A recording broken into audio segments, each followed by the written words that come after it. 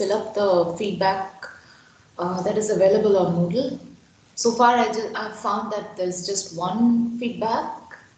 Please do go ahead and give your feedback. It's very important for us to judge how the course is going and whether you find it difficult or whether there are parts that seem irrelevant to you, etc. etc. So just please go ahead and fill it up. Also, it's completely anonymous, so you can give your frank opinion. All right. What's the time? Okay.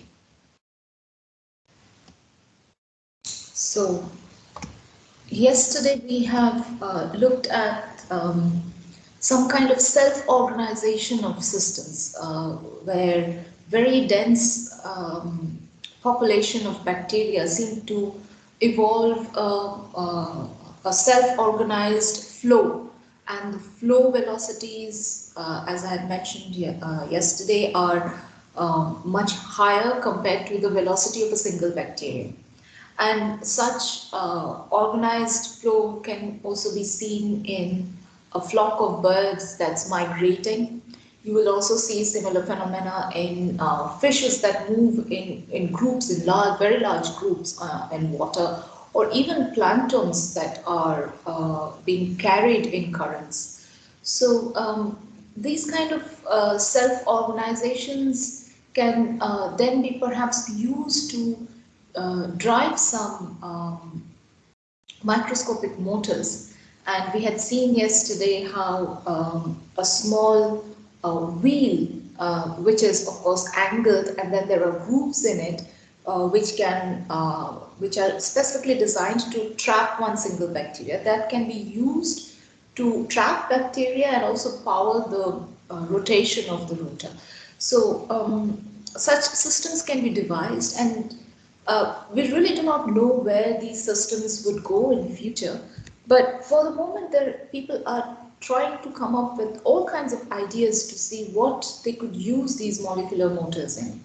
Of course, the limitations being that it has to be in an aqueous environment, and that you need to give it some source of energy. So if it is a bacteria are self-driven systems, so which means that they produce their own energy, their own ATP. And if you're putting them in confinement, it's better to add some kind of a system that would allow it to keep obtaining that energy in the absence of oxygen, because you're using a closed system. So people have devised light-driven ATP sources for these bacteria. Similarly, we have seen how they devised a sort of concentration trap where microtubules and kinesins walking on the microtubules were used to trap certain analytes from solution, from a flow of solution. And they did this by using streptavidin biotin. You could think of any other combination of proteins, two proteins that literally form tight dimers. You could put one partner on kinesin, put the other partner on the analyte, and you will be able to capture those analytes and concentrate those analytes. And if you're using such a system where microtubules, where the kinesins are walking on microtubules, you also have to provide ATP. As I said, aqueous environment and a source of energy. That's absolutely essential to design any kind of biological motor to devise any kind of micro robotics using these kind of biological motors. So what I'm going to show to you today is one single paper. We're going to discuss one single paper, and we're going to see what are the possibilities. And this is not exactly a design of a micro robot, but rather what kind of possibilities exist, and maybe in future something like this could be used to design a micro robot. So let's go ahead with this. With this paper. So before I start with this paper, let us just recapitulate what we know about microtubules. So this is something that we have already seen and studied. So microtubules are made up of these alpha-beta tubulin dimers. And the alpha-beta tubulin dimers, they polymerize in a head-to-tail fashion. in this form to form these protofilaments. And the protofilaments, we know that there are multiple theories, right?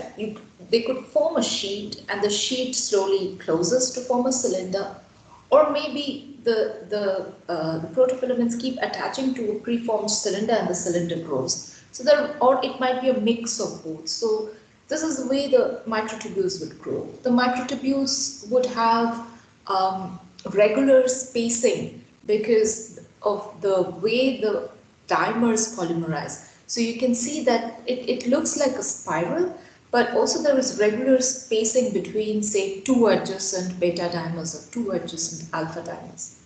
And this gives rise to the regular walk of kinesins and kinesin motors. The dyneins, of course, they can have very different kind of walk. They can put a long step, put a short step, put a step behind. So dynein walk is not that regular, but kinesins have a very regular walk. And we have seen before where we saw kinesins attached to beads, and then the beads are being transported across these microtubules.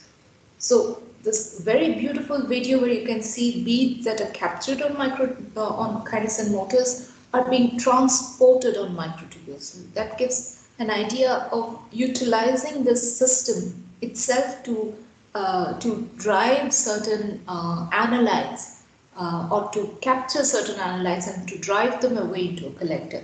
That's exactly what we saw yesterday, where analytes were captured by kinesin, and then the kinesin simply walked on the microtubules towards a region where these analytes were concentrated. So with time, you could see increased fluorescence in that captured area.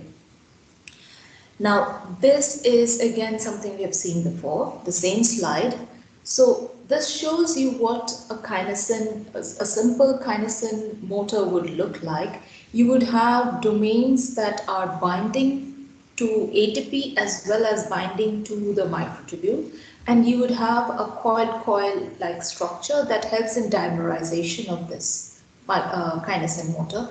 You would have something at the end that helps to attach to some adapter proteins, or by itself helps to attach to the cargo. But what is important here for us to remember is that you have two of these arms of kinesin, and we know that the kinesin undergoes a hand-over-hand movement, right? So one leg, and then the next leg, and then the next leg. So it's a very regular step. So if you look at the step size, it's very regular. And when it is carrying a cargo, it's almost unidirectional. It very rarely does it take a backward step. Right. Okay. Now, here is another kinesin called kinesin 5, which is known to form tetramers. So this is a dimeric kinesin, but this is a tetrameric kinesin. So what can we envision happens when there is a tetrameric kinesin? When we have a dimeric kinesin, the situation is very simple. The situation is that you have kinesins that are walking hand over hand on a single microtubule, and therefore it's translocating on the microtubule. It's simply walking on the microtubule, just like we would walk on the surface. So a regular spaced walk on the surface, that's what a dimeric kinesin like this achieves. But if you have a tetrameric kinesin, you could expect that at the same time, this kinesin motor can actually bind to two different microtubules. So at the same time, it could be binding to two different microtubules, and because each of these domains can walk on microtubules, so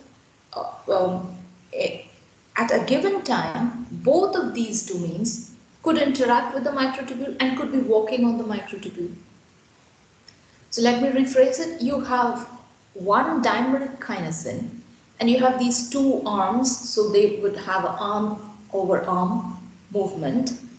And if you have a tetramer, then you have two on one side, two on the other side. Let me see if you can see my hands, because I can't see it myself. It's two on one side, two on the other side. And if you have two parallel microtubules, then you can expect that at the same time they would be binding to two of these microtubules and could be walking on these microtubules. Now look at this look at this, pay attention to the polarity of the microtubules here. Sorry. The polarity shows that they're opposite polarity. You have a plus end here and you have a plus end here for the microtubules. And the kinesins are walking towards these plus end. So in effect, if it is a tetramer and this kinesin hand over hand movement is moving this way, this kinesin hand over hand movement would like to move in the other direction. But this, if this continues without the movement of the microtubules are fixed in space, and if this keeps, if the two motor domains try to move in opposite direction, then the movement should not occur and should get stalled. Or if it really tries to move apart, it could even break apart this kinesin. On the contrary, if you think that the microtubules are now not fixed in space, but actually dynamic, they can move, then what you will see is these two motor domains would move in opposite direction, hand-in-hand motion, and this would cause a sliding of one microtubule against other. That would ensure that the entire tetrameric kinesin motor is not under stress. Otherwise, if you just think of it, I mean, just try to visualize it. You have two microtubules and they're fixed in space. They are not moving, you've just fixed it.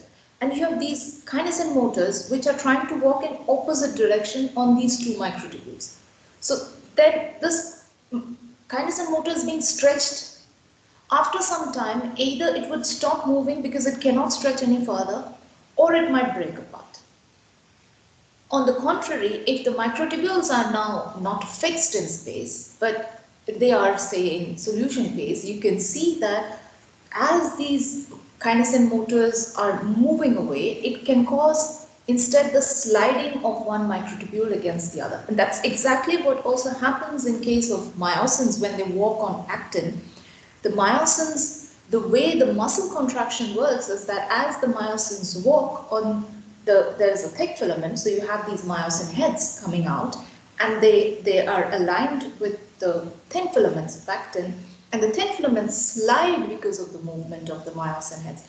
Similarly, these kinesin heads moving over microtubules will cause a sliding of the microtubules. So far, okay? Yes, Prince. Yes, ma'am. Okay. With this background, what we are going to learn now, or what we are going to see, not learn, is how they are trying to devise systems to use these microtubules and kinesins to obtain certain patterns. And pattern formation is very important and interesting. It's not just interesting from the point of view of, say, the science behind it, the physics behind it, but it's also interesting because if you would like to have certain, so let's say that, so there's nobody here who is actually from electronics or from material sciences, but what these people try to do is try to design better ways to actually make chips, for example. So they have to have some sort of regular patterning of molecules. And it's hard to do this regular patterning of molecules, you know, to devise those crystals or to devise those regular arrays of crystals. So people are trying to find different ways by which you can obtain these patterns. You know, can you use? So there was a very interesting paper, I think, a few months back, maybe a year old, where they were using bacteria that start to deposit some metal, maybe magnesium or something, and as the bacteria move around, they keep depositing those metal. So it creates a regular pattern of deposits of that metal.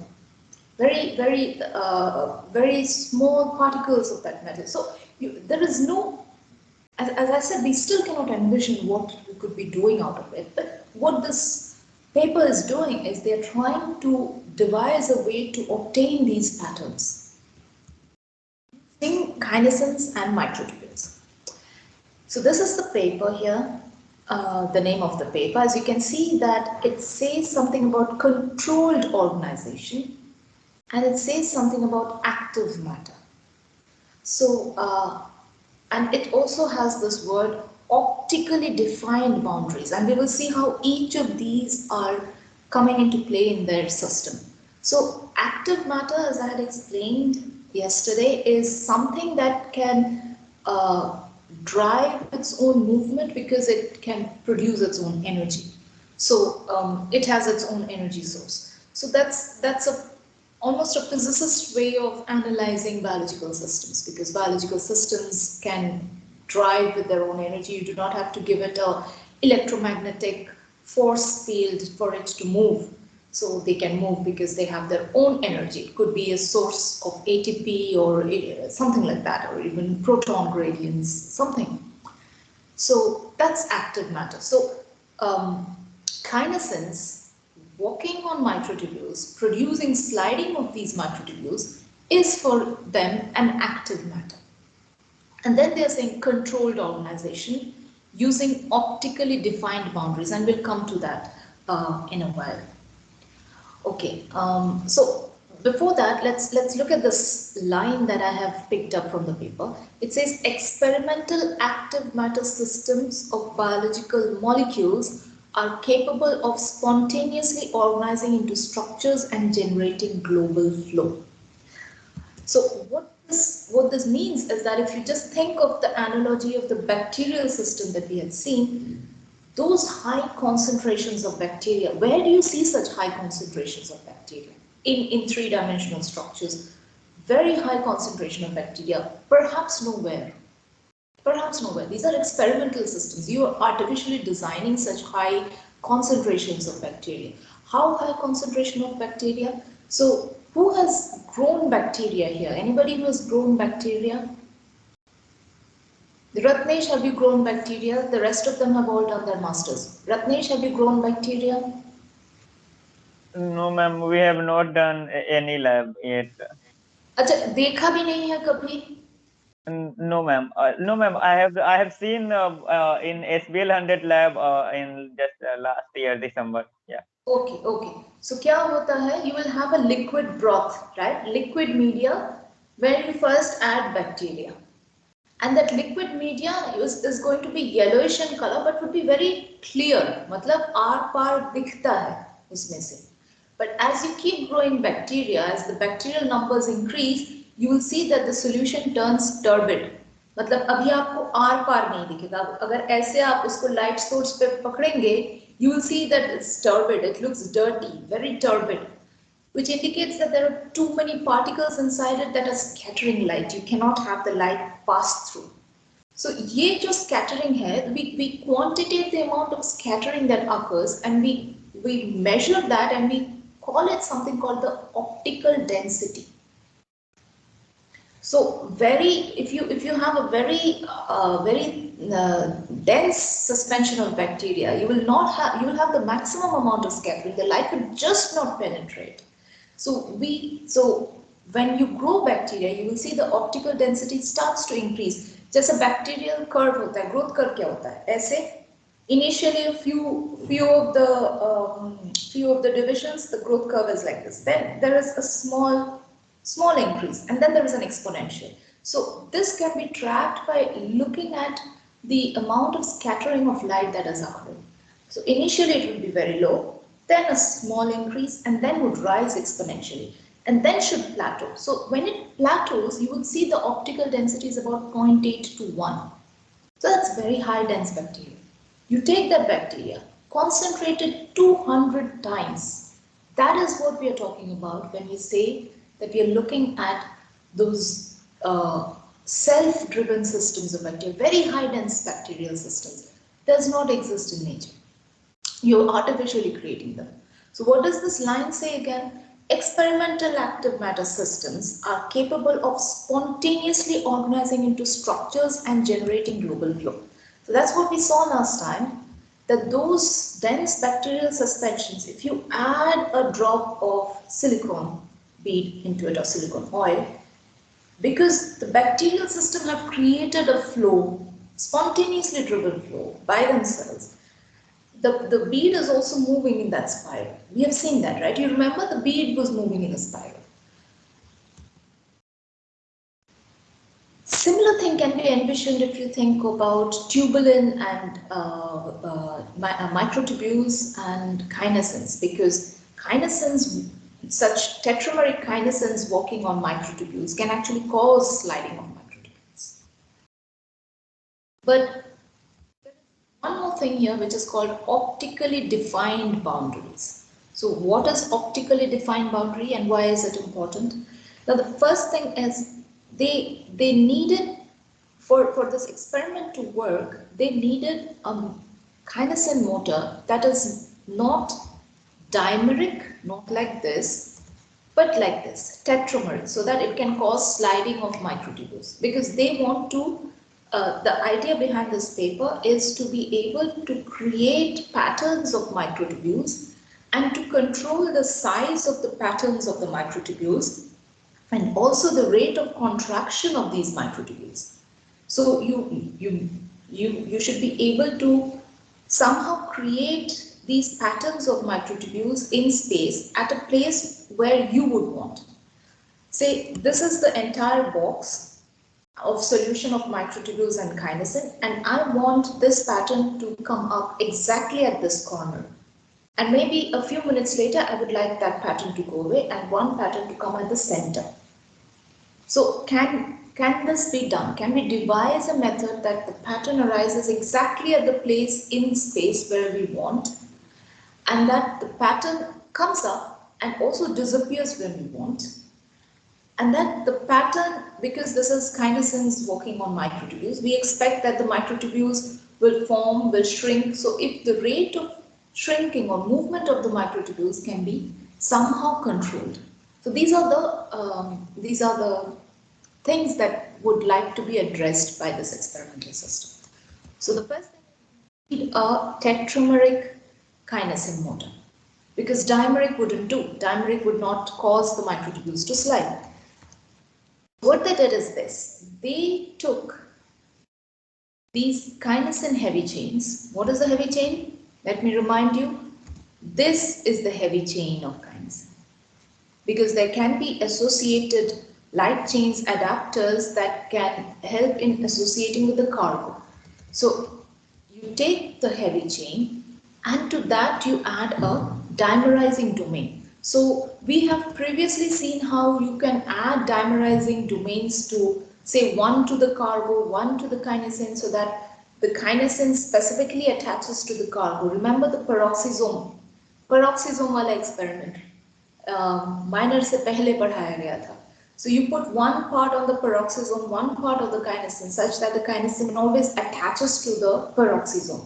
Now when you look at the cell, you will always see that the peroxisomes are moving out towards the periphery of the cell, because the kinesins are moving towards the plus side.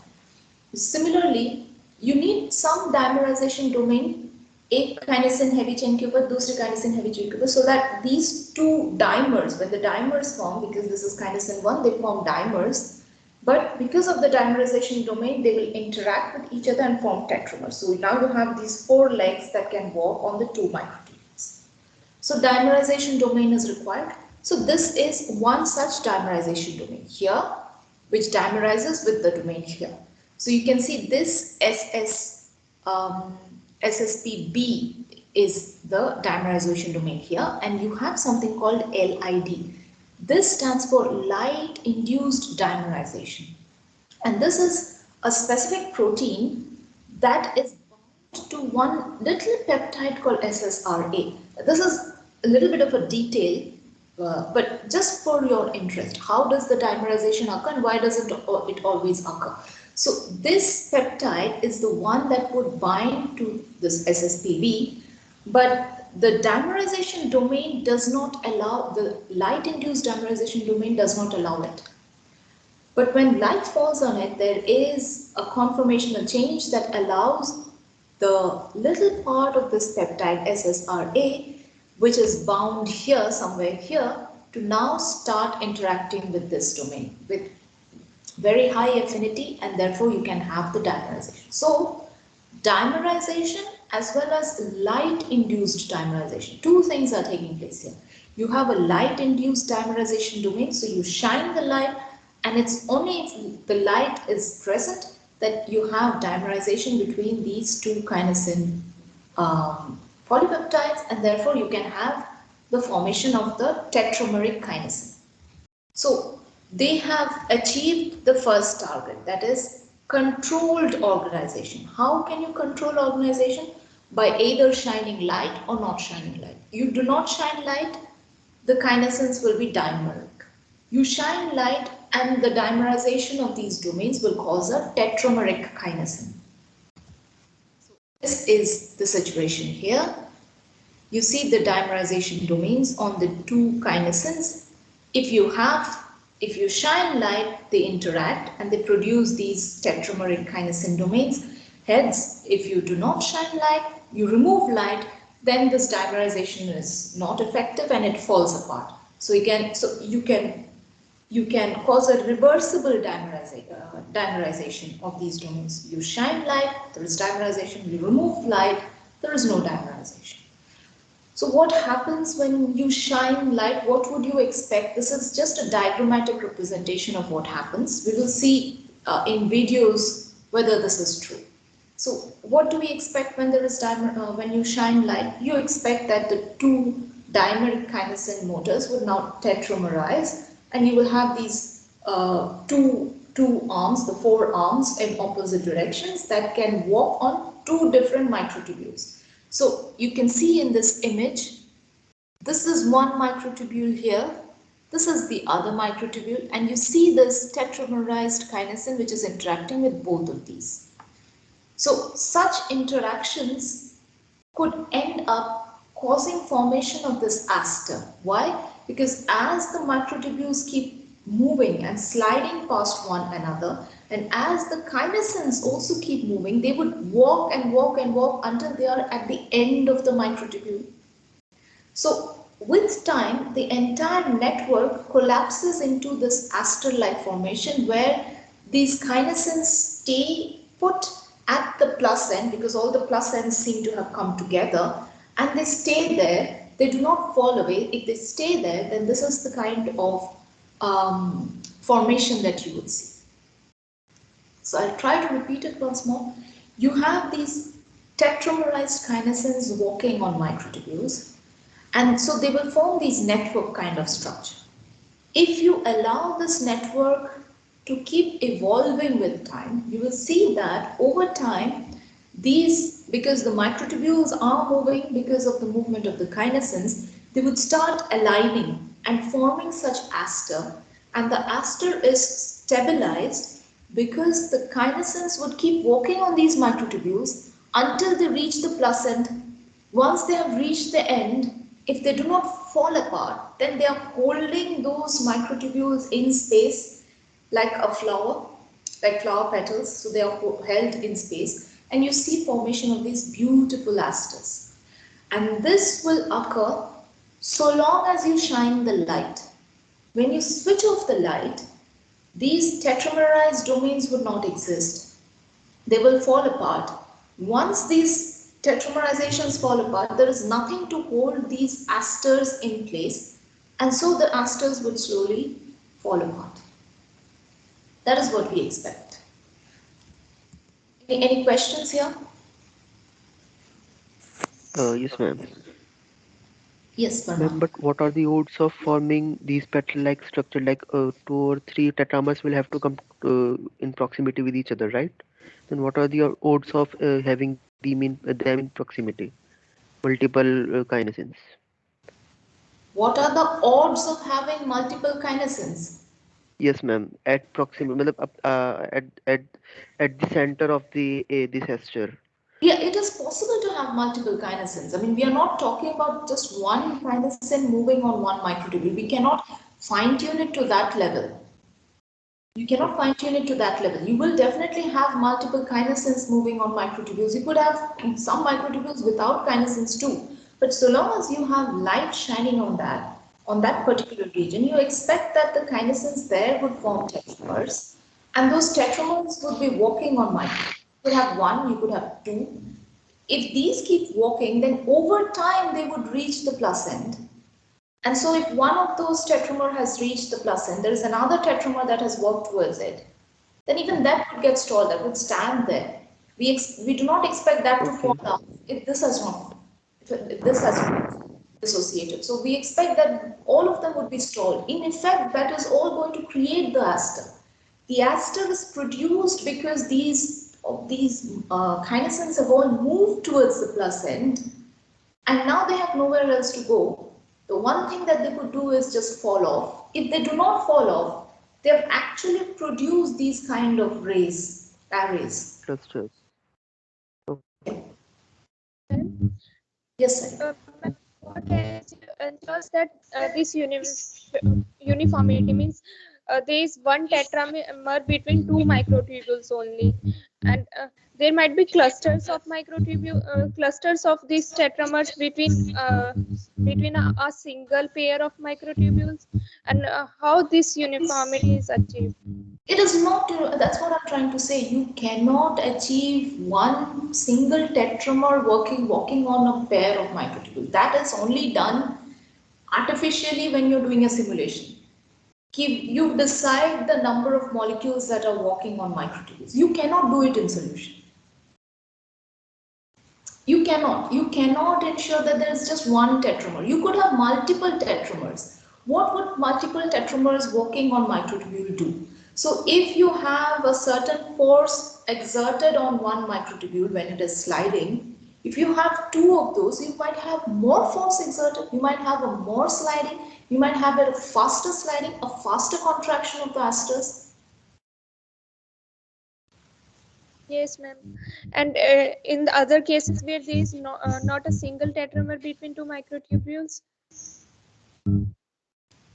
this can be the case, na? What? This can be one of the case, na, that there is not a single tetramer between two microtubules, and there are multiple between other. All of it, all the possibilities exist.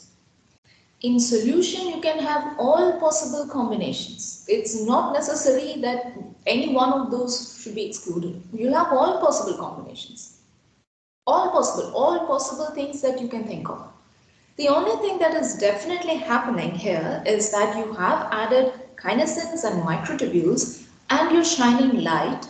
So where you're shining light, there is definite formation of tetramers. In the rest of the solution, you will not have formation of tetramers because it is light induced. The moment you switch off the light, the tetramerization wouldn't take place, it would just fall apart. So far, okay? Yes, ma'am. Okay, let's move. So here is a video that is going to show you exactly, so this is theoretical. We expect something like this to take place. What is really happening is what we are going to see now. So this little elliptic egg-like structure that you see in the middle of this video shows you the region in which we are shining the light. And what is the rest of the solution? The rest of the solution has tubulin, which you're staining with some kind of a dye, a fluorescent dye, and you have kinesins. You have dimeric kinesins, but with that tetramerization domain. And the tetramerization domain can only form, the dimerization domain, and the dimerization domain can only form dimers when it is in this region, because it is light induced. The rest of the solution, you should not see formation of those tetrameric kinesins. So if you would not see the formation of tetrameric kinesins, you should not see formation of any aster-like structures anywhere else in the solution. And aster-like structures should come up over time, not instantaneously. This is what would happen instantaneously. Over time, you should see formation of something like this because it should evolve over time. Over time, the kinesins should move towards the plus end, should all concentrate at the plus ends, and because of this walk, you would see that if the kinesins do not fall off, you would see aster-like formation. So let's see whether we see the same thing. So I'll start the video. Over time, you see formation of asters. You do not see formation of the asters anywhere else. As you take away the light, so as long as there is light, you will see formation of that yellow colored spot. When they switch off the light, there is no yellow colored spot. The yellow colored spot has been added on top of this video for ease of your visualization. And keep an eye on this timer here. It shows in minutes how long the asters form and how fast they form and how fast they decay when you take out the light. So let's look at the video once more. You see the asters are formed. There is light source. You take away the light source, decays.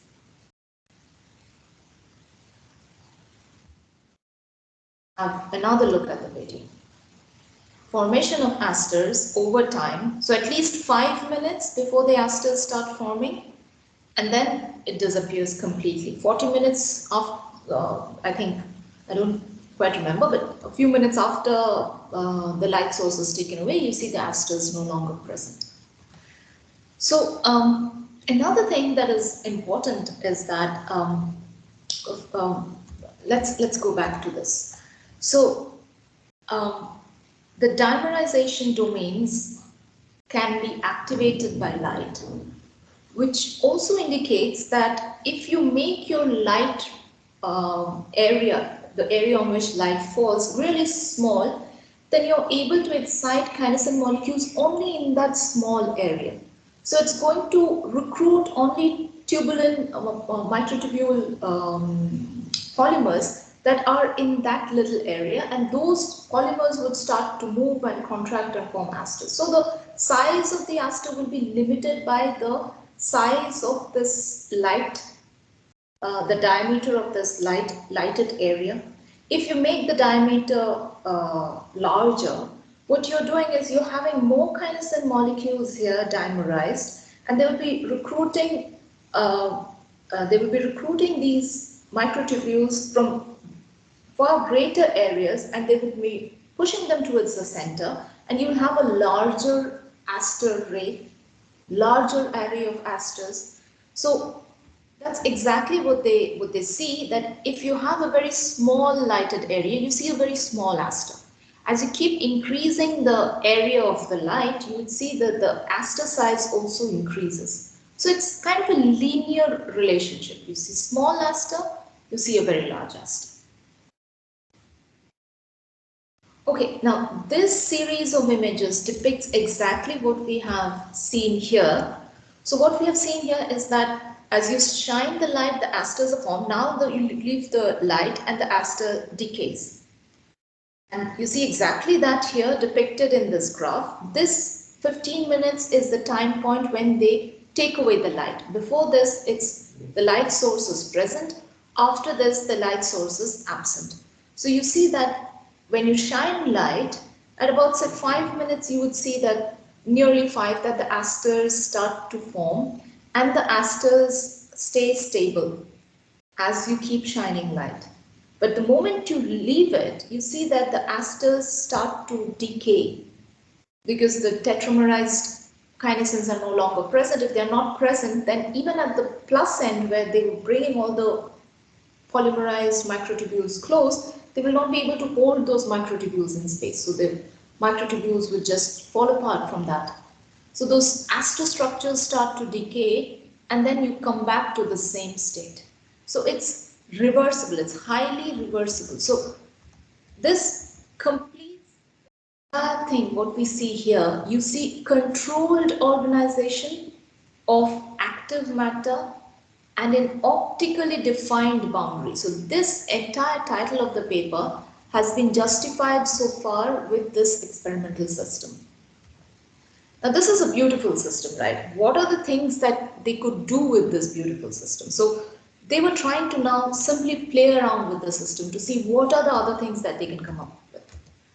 And so, okay, before that, the idea of asters and aster rays, because we are seeing it in one plane, might give you the idea that this is a two-dimensional event.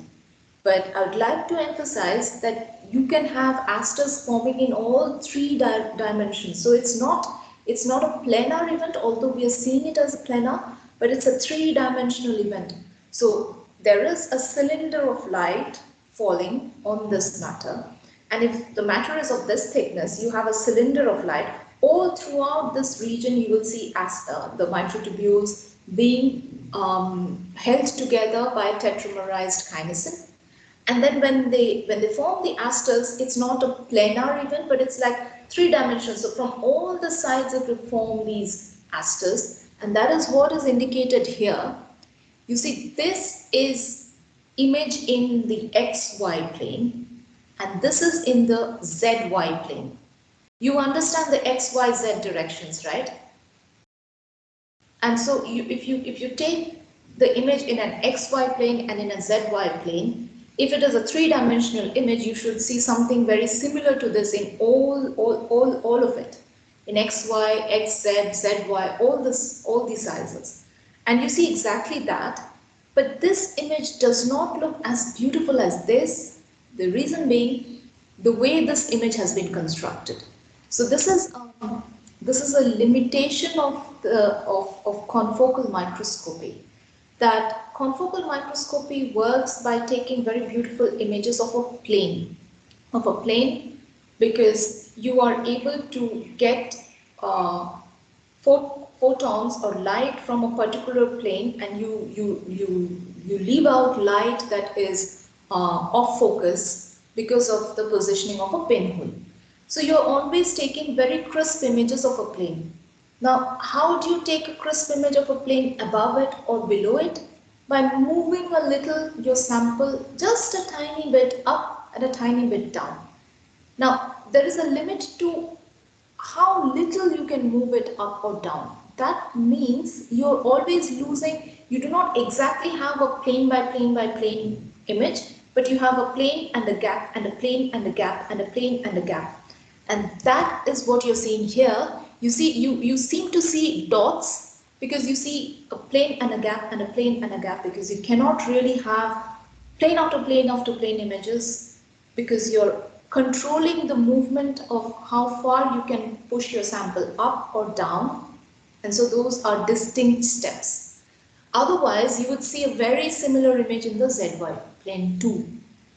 So what I'm trying to say here is that do not think by looking at the images or the videos that we see that this is an event occurring on one single plane. It's a three-dimensional event, but you're only visualizing a single plane. So far, okay? Yes, ma'am. Okay. Yes? No? Okay. All right. So now here is something called the contraction speed. So this is important, and this partly addresses the question and concerns that Farman and Sarika had raised. So what do you see here? Initially, let's just look at this graph. What do you see here? You see that on the y-axis you have contraction speed.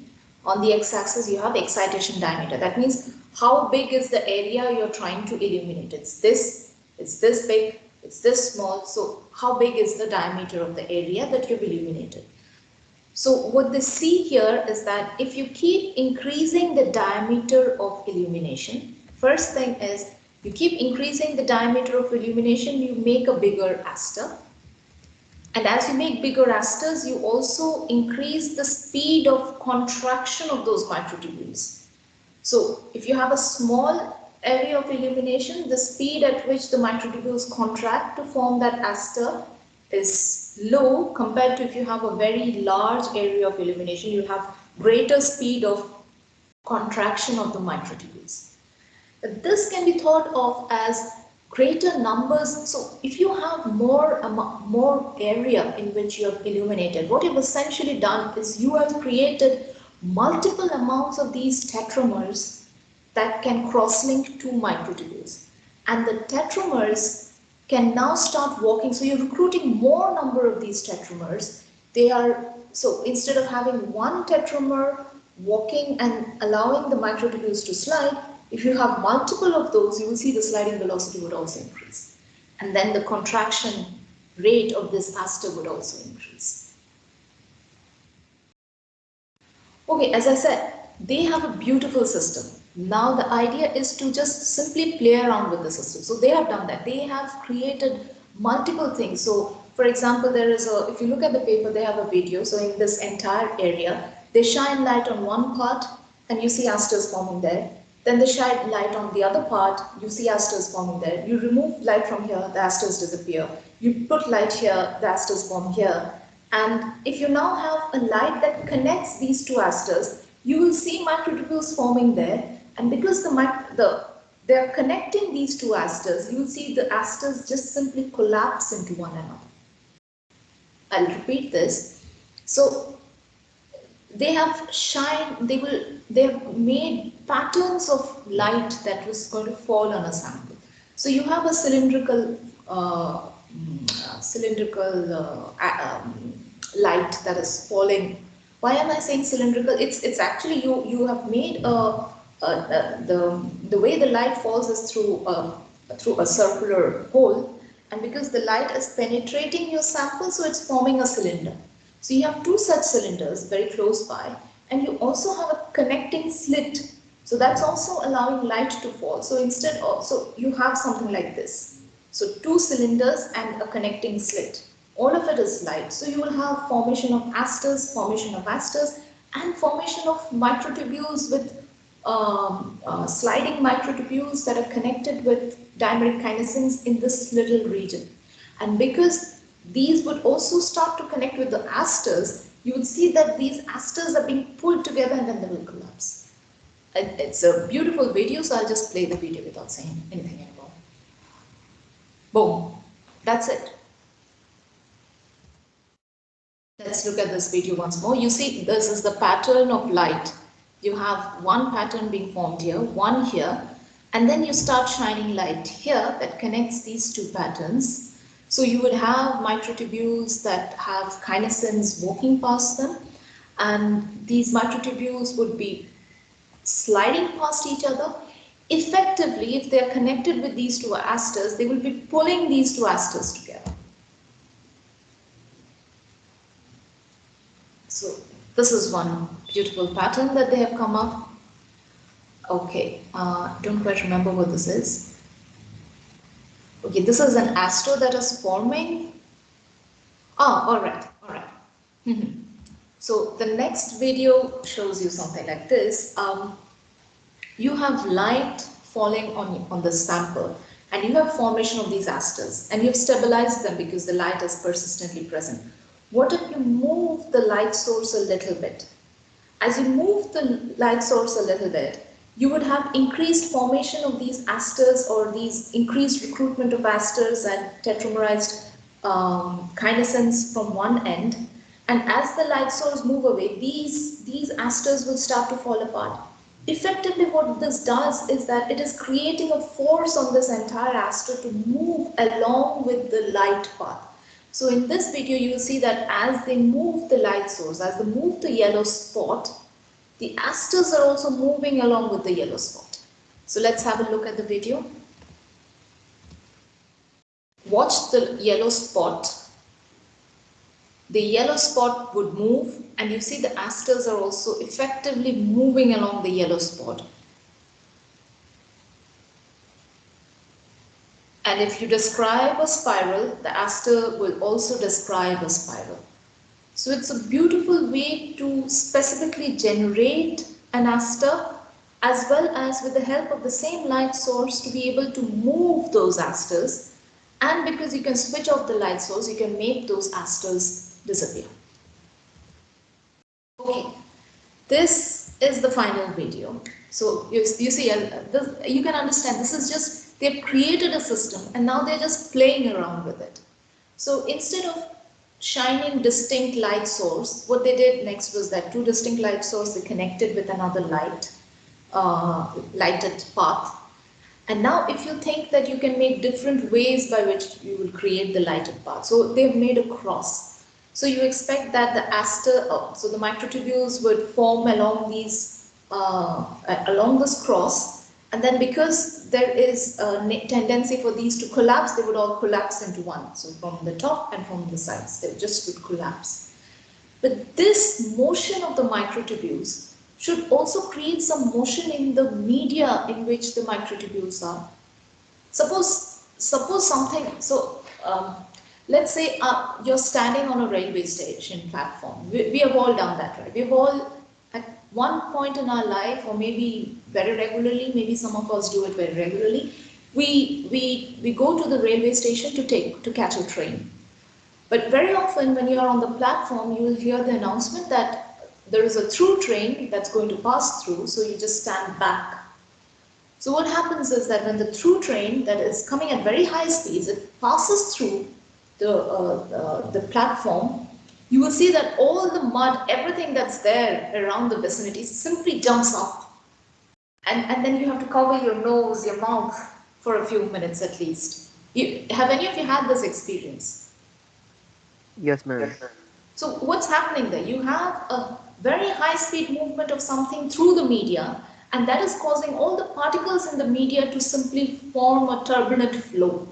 So because of the turbulence, the speed of the flow of these particles is very high, and then you feel that as a blast, so you just simply cover your mouth, your nose. Think of it similarly here. You have microtubules in the media that is moving fast, very fast, very fast. They're sliding, they're forming those asters, they're collapsing into a tiny space. So that should effectively create some sort of turbulence in the media. So now what they've done is they've simply imaged the media by putting some tracer particles. Last time हमने देखा था tracer particle, they put in a black dot, and then just to see how the bacteria is moving, they put that black dot to see how the black dot is moving in the bacterial suspension. Similarly, if you can put a lot of these black dots and now try to see what is happening. So let's see what happens. So you have this light source. You see the asters, the microtubules form and they collapse. Okay, let's go back. Okay, so as the light shines here, you will see microtubules, they come together because of those tetramerized kinesin, and because they can all come together towards the plus end, the kinesin motors. So you will see that that effectively drives these microtubules towards the center, kind of collapses it. And this effect is very specifically seen along these lines, not in any other region. First. Second, because of the speed at which these microtubules collapse into this tiny space, you will see movement of particles that are suspended in the solution. And you can see that as some sort of vortex movement along these lines. You will see it here, here, here, here. Let's watch. You see that?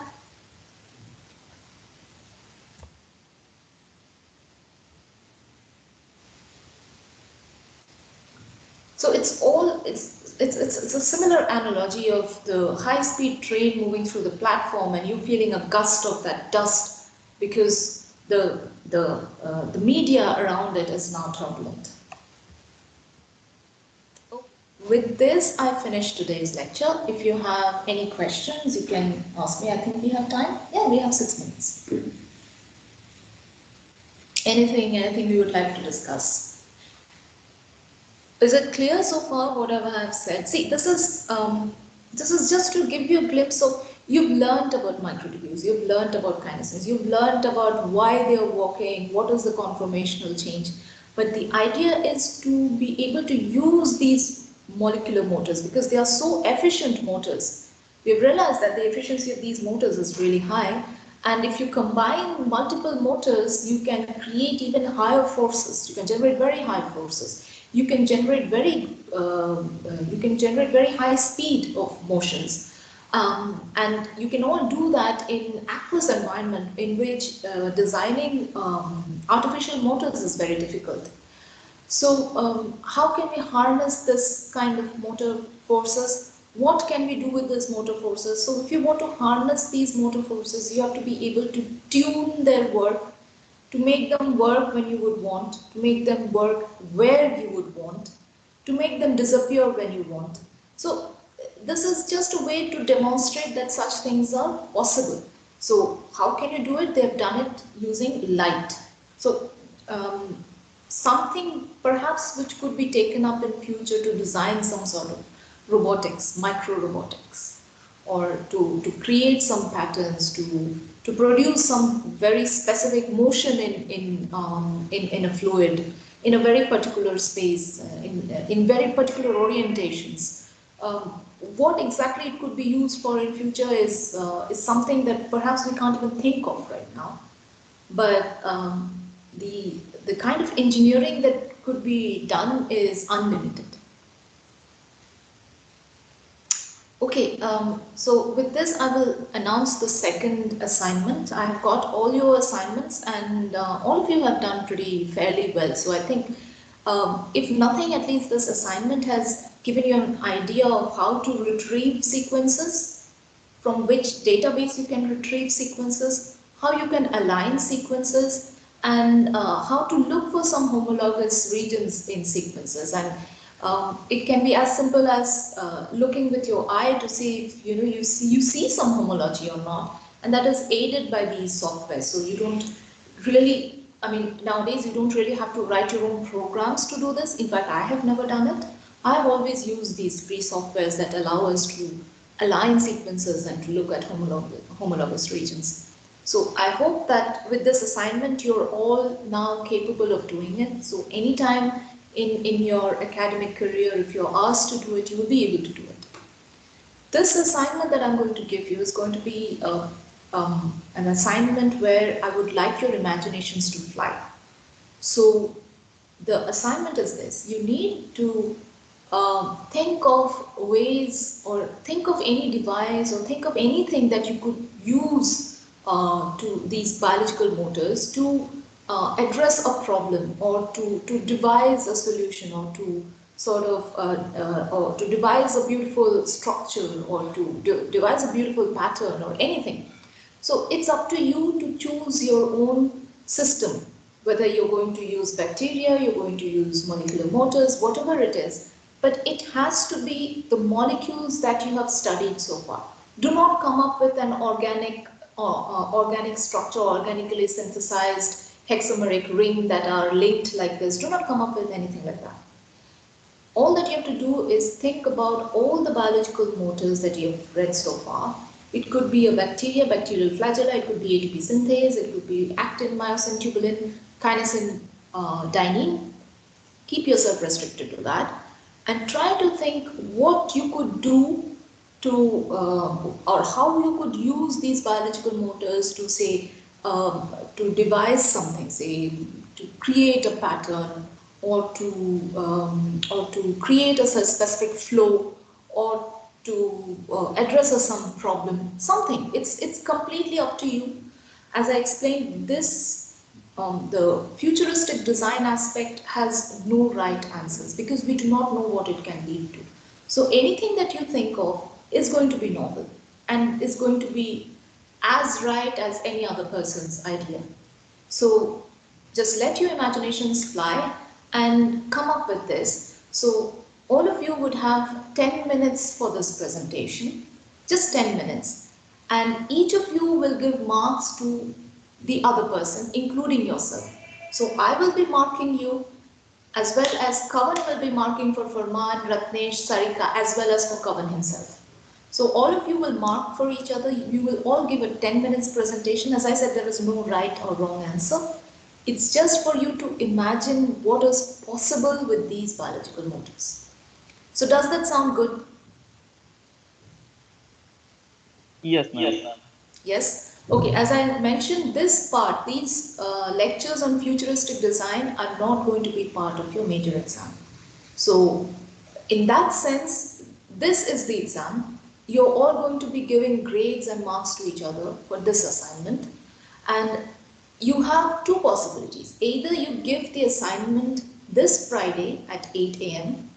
or you give the assignment on Saturday, this Saturday at 8 a.m.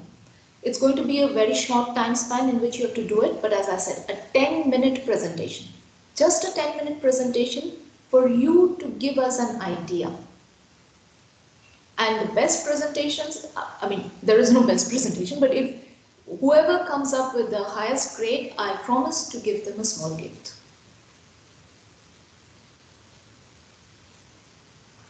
Ma'am, can we schedule this for next week? Yes, I'm ma'am. afraid we'll be running out of time for that because we do not have too many classes after this. But why would you want it next week? Actually, ma'am, I have already many assignments to complete like this week only and by next week also. So I So was this is hoping not if we going to can have take this. much time. As I said, it's just 10 minutes and it's not even something for which you will have a correct. I mean, there is no right and wrong answer. That's why I've given it such a short time. For something in which you had to really perform, I've given you 10 days to do it. But here, it's only a matter of thinking. So आप खाते खाते ही सोच लीजिए. You make 2 slides, you make 4 slides, you do whatever you wish to. It's for you to come up with an idea. So if you've Okay, ma'am, listened ma'am. to these 2 classes, it's only about coming up with an idea. It's not going to be strenuous. If it was strenuous, the last assignment had 10 days because it didn't require 10 days, it required maybe 2 days. But I thought that at least 10 days should be given for you because you're all doing multiple courses. This is just for you to think. तो सोचने Okay, के लिए ma'am. तो मैं So, time नहीं दे सकती. so ma'am, Ma'am, should the can you idea be keep it novel or on we can take help Tuesday? from literature? I could not hear you properly. Please repeat. Ma'am, should the idea be novel or we can take help from literature? तो Like, whatever, uh, जो भी करना चाहो, literature से, but as I said, you should restrict yourself to the molecules you've studied. Do not come up uh, with something that you've not studied. okay, That ma'am. will give you a straight zero. Okay. Yes, Sarika? Ma'am, can you keep it on Tuesday so that we have at least Saturday and Sunday? Because I also have नहीं, other क्योंकि I'm saying classes. this, it's not going to be strenuous, it's just for you to think. ऐसा नहीं है कि आप 10 paper देख के आपको समझ में आएगा कि इसका आंसर क्या है. इसका कोई आंसर नहीं है. It's only for you to think. Just सोचो, मैंने आपको 3 एग्जांपल्स दिए हैं ऑफ फ्यूचरिस्टिक डिजाइन. कोई भी एक एग्जांपल ऐसा नहीं है जिससे आप एक माइक्रो रोबोट अभी तैयार कर सके. But can you think of anything, it could be anything. Just think. I would like you all to think. ये जस्ट थिंकिंग असाइनमेंट है. थिंकिंग असाइनमेंट आप 10 दिन भी लेंगे तो वही आएगा जो आप 2 दिन में थिंक कर सकते हैं. सो thinking assignments can not be longer. I'm sorry, I cannot give you more time. If it was something for which you really had to look up papers, look up online, I would have given you straight 10 days. But this is about thinking. Trust me, 10 दिन में आप जो सोचेंगे, 2 दिन में वही आप सोचेंगे.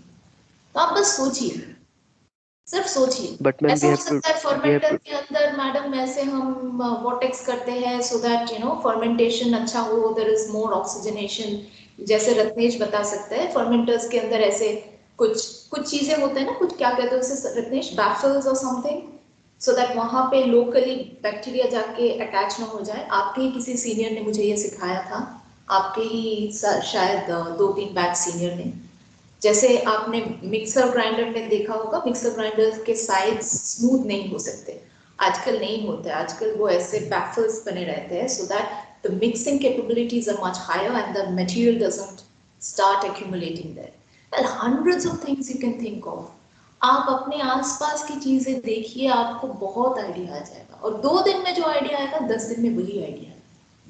तो सोचिए, ये बस सोचने की असाइनमेंट है और कुछ नहीं है. but ma'am, we have to design our presentations, right? So it will take time. 2 slides ही बनाएंगे तो काफी है. अगर स्लाइड्स नहीं बनाना चाहते हैं, you want to show it on the spot on paint, draw it on paint, दिखाइए, कोई बात नहीं. It's for you to present your idea. You don't want a presentation, don't do a presentation, just talk about it. You can use a paint. जो paint है We can आप design on paper and then share this हाँ presentation. हाँ, white Okay. Board paper जो भी है आप लिख लिख के दिखाएं, कुछ भी चलेगा. It's only about your idea and your thoughts of what a futuristic design, what could be done with this system. These are fantastic systems. What can you do with these systems? What can you think Okay. can be done with these systems? So what is your idea about the system? If this assignment is a thinking assignment. It's not about how many slides you're making. It's not about how many papers you've read to get to this point. None of this will help. It's only about you thinking. So सोचिए, आ जाएगा. Either Friday or Saturday, whichever day And you pick up. Saturday.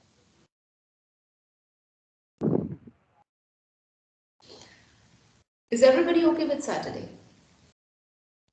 Yes, Ma'am, ma'am. on Saturday we have a Monday timetable. Yes, I know that. I know that. So we'll keep it on Friday, Farman. You will be able to do it. हो जाएगा आपसे. Okay, ma'am. हो जाएगा क्योंकि ये सोचने वाली बात है. यहाँ पे आपको पढ़ना नहीं है. आपने इतने सारे क्लासेस अटेंड किए हैं. अगर ये सिर्फ आपको सोचना है कि क्या हो सकता है. आज मैंने एक एग्जांपल दिया, कल 2 एग्जांपल्स दिए. आपने इतना कुछ पढ़ा है, एटीपी सिंथेस के बारे में पढ़ा है, प्रोटॉन ग्रेडियंट्स देखा है, उससे क्या हो सकता है. So just सोचिए, anything you think of. Just Okay. want this to be a thinking assignment. This is not something where you're writing anything, you're submitting anything, nothing. It's just your thought. And you are grading yourself, your friends are also grading you. So it's not going to be partial thing that, I'm just grading you from my own understanding of the subject. Everybody here is going to be equal in judging the assignments. Okay. All right, all right. Thank you so much. Thank you. See you Thank again you, ma'am. on Friday at 8 a.m. Now, do not worry. You will all do well. Just think, sochi.